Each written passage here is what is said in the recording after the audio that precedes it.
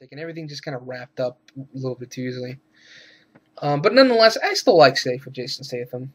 I still like the movie though, but not enough to put it in my top 10. So anyway, that's Safe. At number 11, it's a movie that I had in my top 10, but I thought about it for a while, and I decided to put another movie in my top 10, and this one kind of bumped it up to number 11. And I'll mention what movie that is later, but at number 11 right now is Ted, which I still got the DVD right here.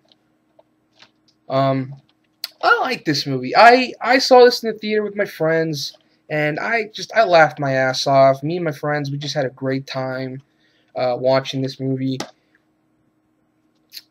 It's kind of a weird concept, and not all the jokes are, I guess you could say, PC, and a lot of the jokes are a bunch of references, which if you don't know what they're referencing, you're probably not going to get. Which that's kind of a problem with Family Guy. They rely a little too much on references. But, because this was co-written and directed by Seth MacFarlane. And, I'm not necessarily, I guess you could say I'm not a huge fan of Mark Wahlberg.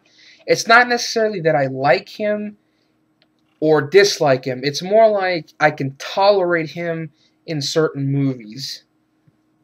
It just depends on the movie. And I can kind of put up with him. Which, I know, I mean, why him and not some others? Well, I don't know. I thought overall he did okay here. And like I said, overall, I thought it was funny. I had a good time watching this. Me and my friends, we all enjoyed the movie. But there's, like I said, there was another movie that I liked just a little bit more, and that ended up on my list, which is why this is at number 11. But, if you're a fan of some of other Seth MacFarlane stuff, like Family Guy, American Dad, The Cleveland Show, I'd say, check it out if you haven't. I mean, am I saying you're going to think it's hilarious, you're going to laugh? No. I honestly believe that I have, like, a shitty sense of humor because, I like the change-up with Ryan Reynolds and Jason Bateman. I like to Get Him to the Greek with Jonah Hill and Russell Brand. I mean, one of my all-time favorite comedies is Good Burger. I saw that movie in the theater when I was a kid, and I love it to this day. And I'm sure there's probably a ton of people out there who hate that movie. Sometimes I'm ashamed at some of the stuff I find funny. Fucking Hot Rod with Andy Samberg made me laugh. I like this TV show right here, Tosh.0. I think Daniel Tosh is very funny. But that's just me. But Ted, I put it at number 11. Almost in my top 10, but it was very close with this other movie that I'm going to get to later.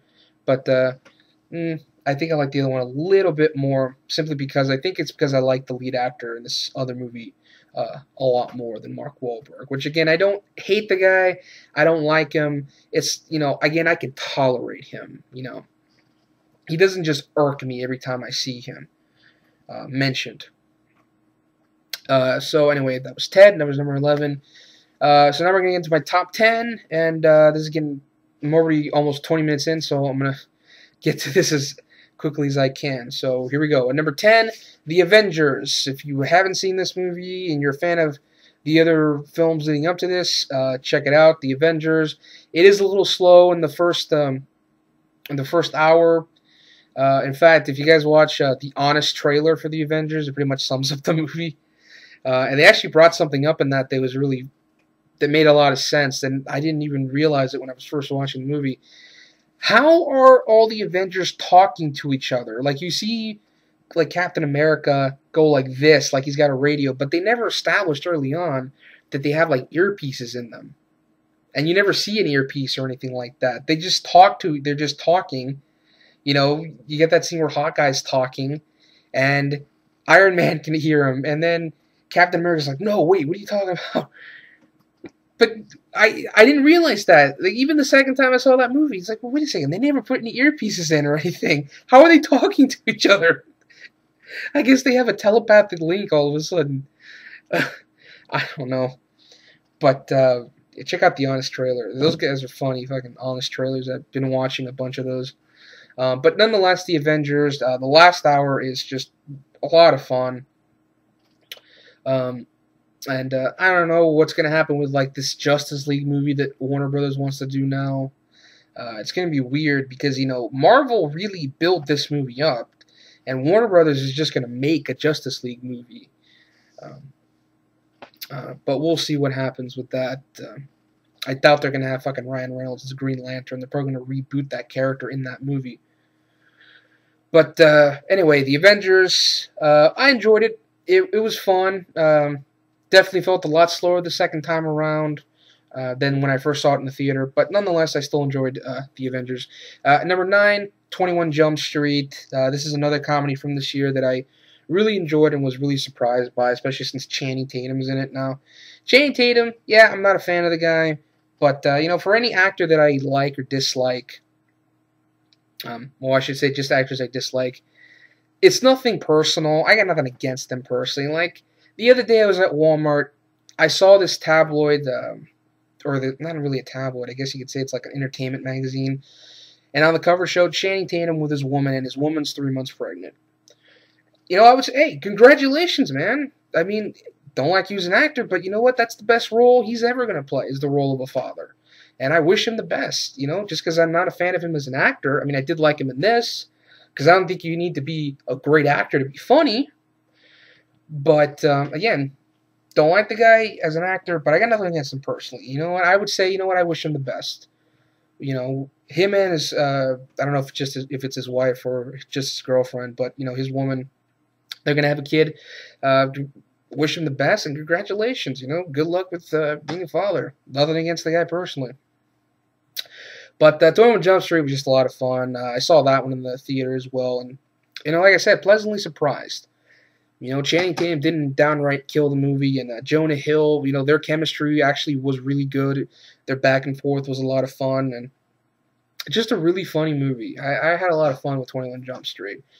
Although if you're a fan of the show, there's a little scene in this movie that'll probably piss you off. So if you do decide to check the movie out and you're a fan of the original show, just be warned. Or you may want to skip that scene if you know what I'm talking about. But at number 7, we got Premium Rush, which is a movie that I didn't get a chance to see in the theater. It didn't last in the theaters very long, but I downloaded the movie on a torrent before it came out, and I saw it at my friend's house, who he wasn't really sure on the movie. Neither was I, really. He was like, yeah, I don't know, Premium Rush didn't look that good, but we sat down, we all watched it, and I think we both ended up really liking the movie. I think he liked it as well. Oh yeah, his brother was there too. I think he liked the movie also, so we all ended up liking the movie Premium Rush. Basically, it's about a bike messenger trying to get to point A to point B, and it felt a lot like you were watching kind of like a video game, you know, like some kind of old school like arcade game where you have to ride your bike to a certain point. And I like this thing that Joseph Gordon-Levitt does, where like he can visualize what path to take and what would happen if he took the wrong path. I thought they did some really funny things with that, and overall, Premium Rush, it's not what you would say a typical action movie. It did feel a little slow in spots because the way they told the story, they have to sort of break it apart to tell every sort of main character's point of view of what's going on. That kind of dragged the movie down a little bit for me. Not too much, but just a little bit. And the ending was, the ending was a little rushed, I felt. But overall, I still had some fun with Premium Rush. That's number 7. At number 6, Dredd, also known as Dredd 3D. The reason this is at number 6 and not much higher is, although I can say I like the movie, I still have some problems with it that keep it from being great. Maybe I need to watch it again because I only saw it that one time in the theater, and you know, sadly, it was just like, it was me, I was with one of my friends, and then there was like 2 other people in like a couple rows down. So, yeah, unfortunately the movie did flop, which is too bad. I would have loved to have seen a sequel. But my main problem with this movie is that I felt that there needed to be a couple more big action sequences. I mean, maybe that's just my expectations. I was hoping that Dredd would be like a John Woo movie, but with Judge Dredd, you know, fucking people up with the lawgiver, maybe getting into like fist fights, maybe, you know, pick up. You know, I know they were low on ammo, so they had to make the shots count. But maybe they could have, you know, Dredd could have fucked up some people. I mean, there is one cool scene where he punches a guy in the throat, and the guy's throat caves in. And Carl Urban was great. He was great as Judge Dredd. He definitely nailed the character. Definitely better than Stallone in the one from 1995. But again, that was just probably my expectations. But overall, I thought it was still a really solid movie. But another problem too I had was that I felt it was a little too easy for Judge Dredd and the female judge. I forgot her name, but she was played by Olivia Thirlby, and she did fine as well. But I thought it was a little too easy. Like they come in, they kill a couple guys. You get that one scene with the Gatling gun, not the Gatling gun, the miniguns. The minigun scene, which was a great scene, by the way. That was a great scene. A lot of fucking carnage. Everybody was fucking getting killed. But I would have liked maybe, you know, a scene where Judge Dredd has to steal somebody else's guns, use that. Maybe he has to beat up a bunch of guys. Maybe a scene where he fucking grabs a guy and just fucking headbutts him and, you know, cracks his skull open or busts his nose or something like that. You know, I would have liked more like extended shootouts or extended fights, and really was just, you know, pop, pop, pop, pop, pop, pop, you know, boom, boom, and I just felt, you know, it was too easy. It didn't really, other than that one scene where he gets like shot in the gut, it didn't really feel like Judge Dredd had to do that much to survive this ordeal, because you would think that being trapped in a building with a bunch of bad guys coming after him, there would be, you know, a lot more happening, and it's really just a couple little quick moments. But again, that's probably my expectations. I was expecting too much, and I got not less. I guess you could say I got just enough instead of more. But I still like the movie. I love how the movie looks. It looks more expensive than it is. It's only $45 million budget, but it looks like it cost a lot more. They were able to create this incredible looking world on just a low budget. I mean, it looks like they did some miniature work. I mean, they must have, because none of those buildings and everything look like CGI. But yeah, I mean, it's worth it just for Carl Urban's performance as Dredd. I think he really nailed it. He really was the best part of that movie. For me, anyway. But yeah, number 6, that's Dredd, or Dredd 3D. Number 5, The Collection, probably the only other horror movie I saw that came out this year.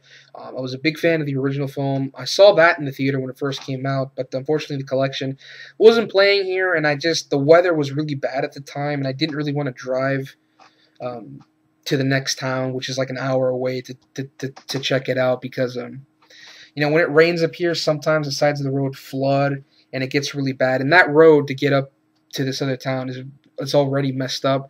So I just decided not to. And plus, I didn't want to spend any money on gas, and then for the ticket, it would have been a pain in the ass.